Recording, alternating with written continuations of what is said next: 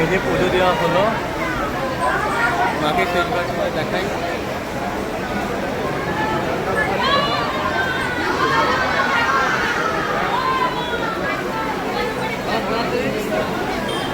আমরা এদিক থেকে বেরিয়ে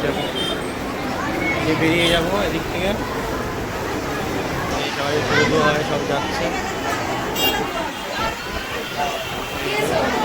এখানে এসে মনটা তৃপ্তি হয়ে গেল, মনে হচ্ছে না বাইরে যাই, এই যে কেউ বসে পড়েছে,